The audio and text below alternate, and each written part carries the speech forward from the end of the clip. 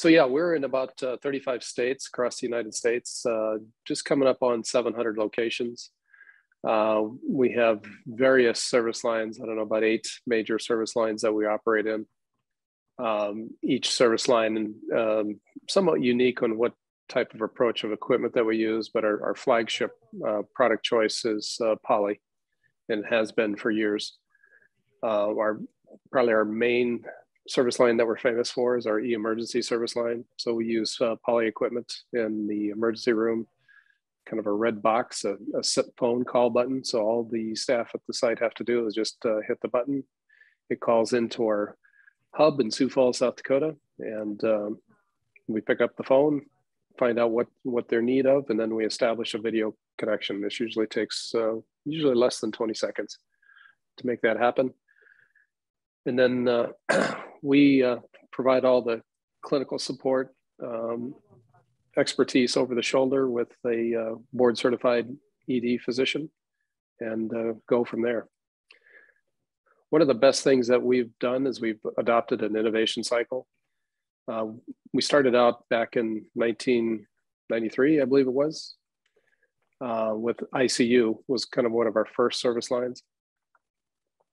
And you know, has everything. We tried different things. We learned a lot, and kind of zoomed in on a good solution that's been with us ever since.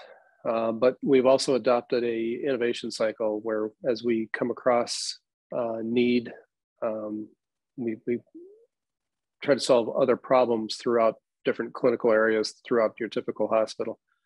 In essence, we're a virtual hospital at this point. We've got everything from school nurse, behavioral health, senior care, emergency, ICU, hospitalist. The list kind of goes on, so I won't bore you with all the details, but each one of those service lines have gone through a pretty stringent innovation cycle. We have an innovation team. They go out and seek, it's kind of like a Shark Tank approach. Clinicians come to us with their ideas, and what if we could do this? How would we do it? You know, is it check all the boxes? Is it sustainable? Does it pass all the regulations? Is it a good experience for the endpoint, the rural clinic or hospital that we're working with? And we run those through several cycles. It's, you know, sometimes a little bit of trial and error. We try some things out thinking that's the best approach, and then when we actually put it in play in the field to test it, we see where there's some shortcomings, and we roll it back in the garage and make some adjustments, and then we try it again.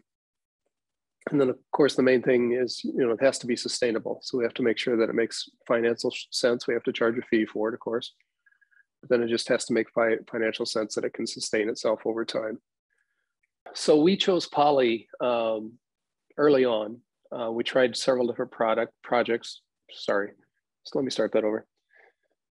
So we chose Poly as our primary platform early on. You know, there's a lot of different vendors out there, but there's different capabilities when it really comes to doing medical video healthcare.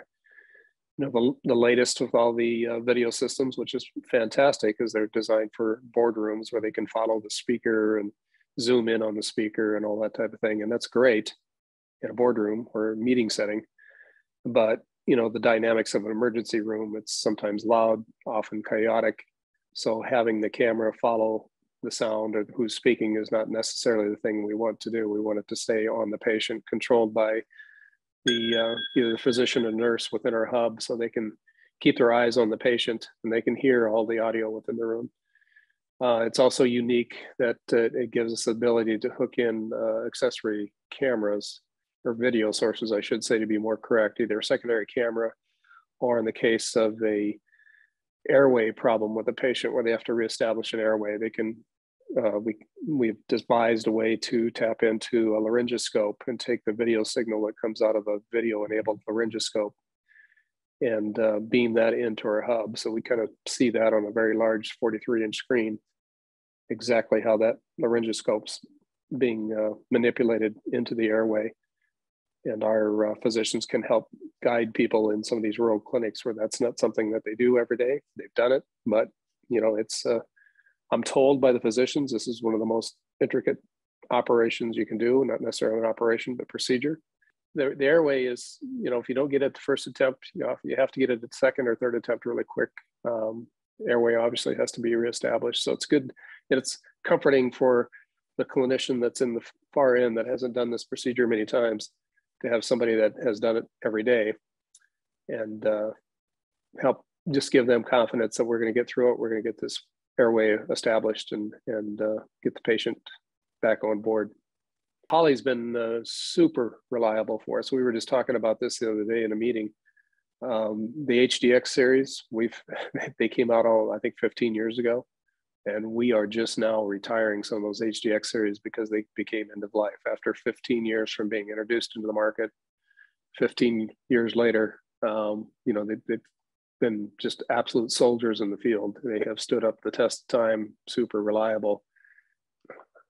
When COVID broke out, obviously everybody was, nobody knew quite what to expect, but we were scrambling to get ready, to get prepared. We didn't know how big the wave was going to be, but you always plan for the worst, hope for the best.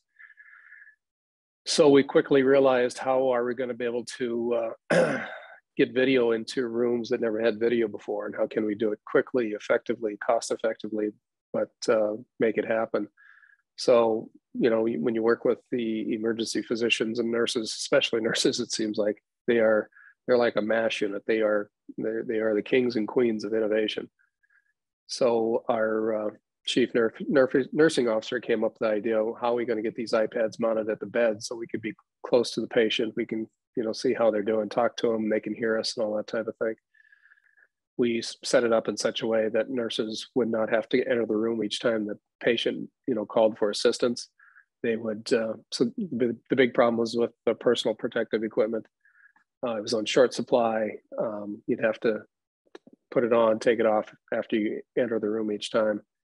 So anyway, it worked out great. So they could come to the window of the ICU room, do a video connection, talk to the patient while they're looking through the window as well, and make sure that whether they could determine whether they had to enter the room or not. And it just saved a lot in personal protective equipment that was in such short supply. So it was a great innovative way to do it.